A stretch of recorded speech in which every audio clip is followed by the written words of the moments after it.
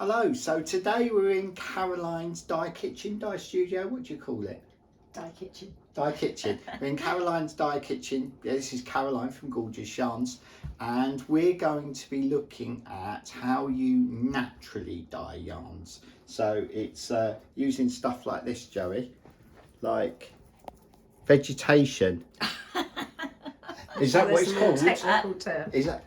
Perhaps not. Okay, so we're going to be looking at that. So the first question, well, first of all, what are you working on today? Okay, so today I'm dyeing some yarn, a colour called Starling's Wing, which is then going to be In our yarn kits. in the yarn kits for the Bluebird. Yeah, which I've got somewhere, but carry on.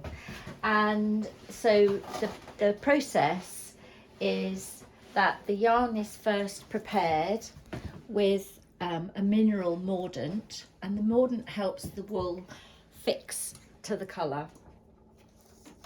So here's the dye bath, and that is dyer's broom, and it's called Genista tinctoria in Latin. And that's a yellow?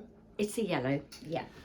Green, which is the final colour, is quite hard to achieve in one go. Oh, really? Naturally, yeah. So you literally put it in a yellow and a blue to get a yellow, the green. then a blue, yes, Yeah. to get the green. This year I've found it quite hard to get hold of dyer's chamomile. There seems to be a shortage. I don't know if it's because of the weather. So this colour will be using the dyer's broom. So it goes into the dye bath like that. And in that dye bath, Caroline, is that just water with that vegetation? I know that's with the dye stuff, yeah. the dye yeah. stuff, which is this, Joey, here. Yeah. And so what I've done to create the dye bath is to gently simmer the dried dye stuff in quite specific proportions, right, to create a set concentration of dye. You simmer it and then let it go cold. Oh. Drain out the dye stuff, the bits. Oh, okay. And then you're left with that. So, because if you left the bits in, would they speckle? They would actually get tangled up in the fibre, which is not what my customers want. So that will go in there, and then a bit later on I'll switch that on, and that will simmer at about 60 degrees for about 45 minutes. And then let it go cold. Yeah. And then tomorrow, when it's at this stage. Yeah. So this is the. That's the previous lot that you've taken This out. is previous. Was that from the same dye bath? Or yes. It was. Yes. So you can use the dye bath again and again. You can. Up to a point, it does get weaker because more and more colour molecules get fixed onto the yarn. So this is already colour fast and light fast.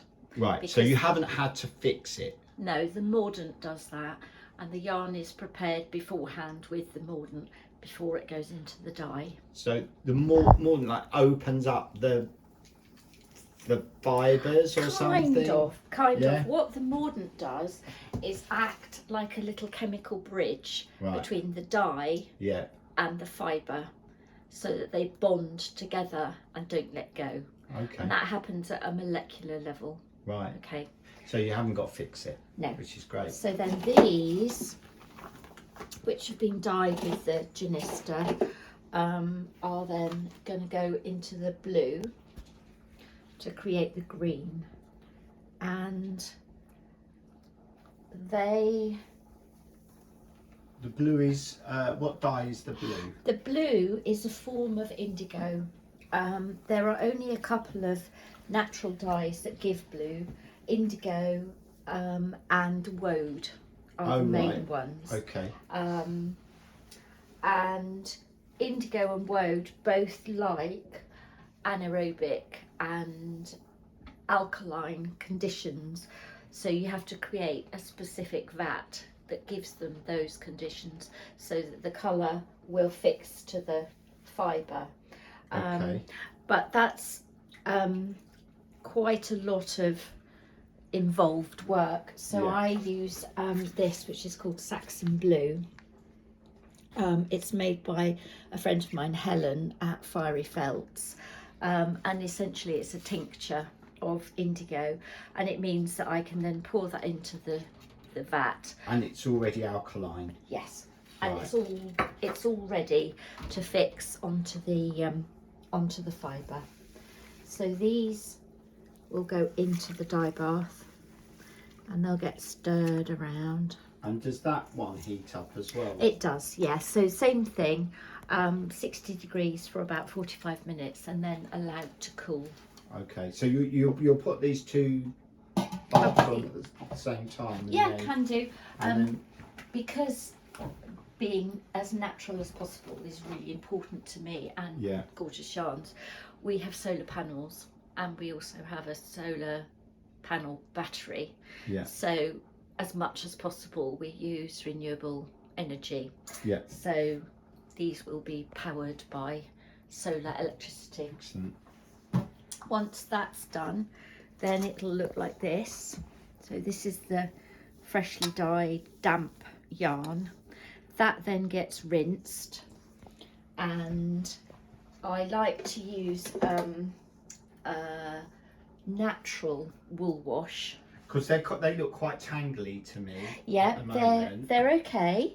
Yeah. They do look a bit tangly, but the way that I wash them, I let the water run down over the yarn, and all these little kinks that are in the yarn will just come out with the water, and the soap cleans off any residual spare dye, and then they get spun and dried and twisted into a skein, and then they're ready to go into into our packs. kits. Yeah. Ready for So those bluebird packs. in the pack you have 3 of the Starling's Wing and Yeah. 2 of the Clotted Cream, Great stuff. which is a gorgeous creamy colour.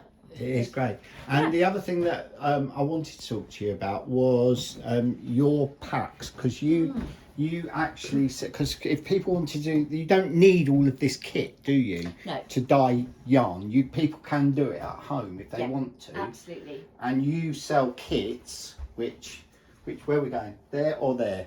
Don't mind. So these are being dyed in a In a kiln kilner jar. on the windowsill. Yeah. And all this requires is daylight. Yeah. They are called solar dye kits, but you don't need bright sunshine. You don't need hot sunshine. So even if somebody was in sort of, well, we are in Northern Europe really, but you could do this in the winter. Yeah. Anyone could do it. Yeah. You could do it in, like, someone in Canada could do it, no Yeah. problem. Absolutely right. Okay. Absolutely right. And the yarn is layered. You're making a variegated colour there. I am. Yeah. Yeah. So the yarn is layered in the jar. Like that. There's one colour there.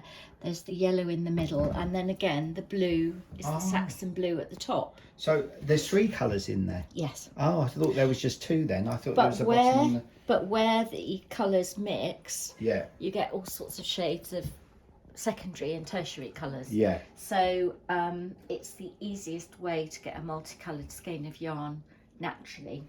And people can buy these kits from the Gorgeous Yarns Yes. website. Yes. And this is the sort of stuff So they get in the this kit. is what they you'll won't get. the kilner yarn No. because It's difficult to post safely, and Yeah. it's heavy. But what you'll get is a skein of the undyed yarn, the mordant, which I mentioned, which is alum, and that's the fixative.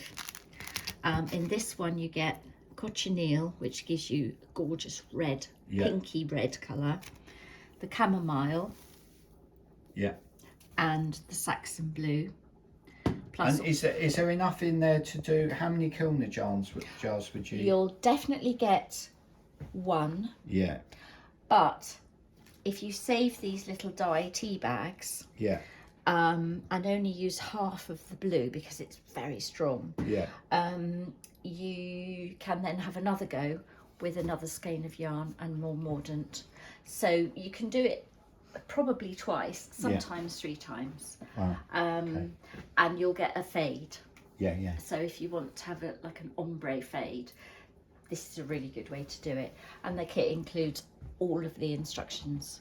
And you've also Give got it a go. videos on your YouTube Yes, channel. I have. And your YouTube channel's called Gorgeous Yarns. Gorgeous Yarns, yeah. So if people want to look at that and find out, but we will be doing more videos with Caroline in the future about The walls that are going into the packs as the well. walls that are going Yeah. into the packs, etc. But also I was thinking about the future. I was trying to remember the word that we're using for the future for your design, Zoe. Celestial. Celestial. Yes. So Yeah. we're all thinking about the celestial design, and we are thinking potentially of doing a die kit. Yep. So that you actually start with that. Mhm. Then you have a die kit and you get the knitting pattern, so you do the whole lot. So that's Yeah. what we're thinking of doing for the celestial. Start to finish kit. Yes, And that's Yeah. what would you call it? It's not a scarf, is it? Shawl. It's like a shawl. Yeah. Yeah. it's a shawl. So Yeah. start So finish kit. the plan is that the solar kit will dye some Blue Face Leicester, Yeah. which is my favourite.